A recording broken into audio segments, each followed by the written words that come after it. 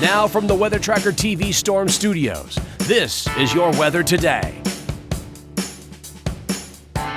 Here's Chief Meteorologist William Cole. All right, folks, here we go on this Back to Work Monday. Well, it's a Back to Work Monday for some folks, but of course it is President's Day. So again, some of you Loki folks are actually enjoying today off. But again, regardless, working or off, the weather as we go through this afternoon, you're really going to enjoy it. A lot of bright sunshine out there. And again, high temperatures, we'll call them comfortably cool up into the mid 60s for daytime highs. Winds becoming a little bit breezier as we go through the afternoon. But this is really the beginning of a fairly decent work week of weather as we go over the next several days. We're going to talk about that. When is potentially the next opportunity of some rain and storms showing up? Again, details on that moments away as well. But this is where we started the morning. Again, if you were out a little bit earlier this morning, these were our actual morning lows, mainly 30s around the area, a few locations in the 40s. In fact, Love Field was kind of the milder spot out the door this morning, only down to 41 here on the Dallas side of town. So a lot of 30s across North Texas this morning, but again, a few of the frost pockets, especially in our eastern counties, were down into the 20s. In fact, you can see our friends down in Palestine down to 27 degrees. Again, cold out the door earlier this morning. So local radar is quiet. Regional radar essentially is quiet as well. In fact, you really have to take a look on each of the coasts to find any active weather.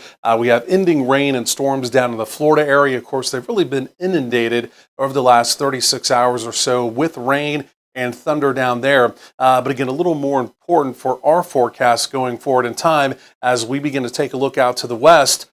Look at California.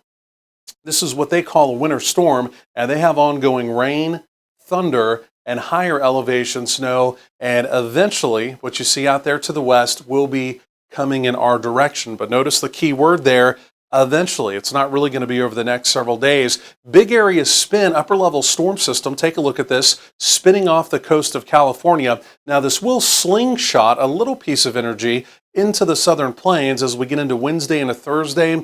There's going to be a very weak cold front with that. Nothing really major, no real opportunity of rain. But then as we get into early next week, essentially a week from right now, this storm system, what you're seeing here, will begin to move out into the southern plains. And again, as that happens, there may be an opportunity next Tuesday of some rain, some storms, maybe even a little bit of severe weather. Devil's in the details on that. Of course, we'll track that carefully. It is February after all. Where is the cold air? And take a look at this.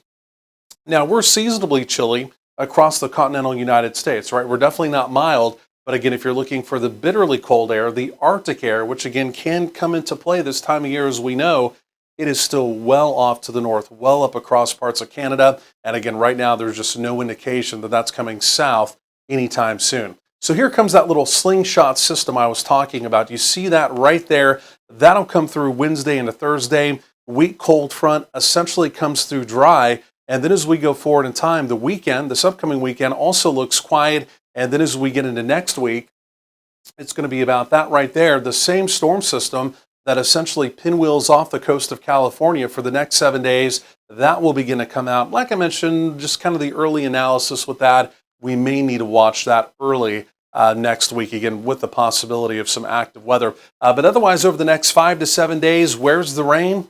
Well, it's not in North Texas. We're dry. Again, you have to look well off to the east.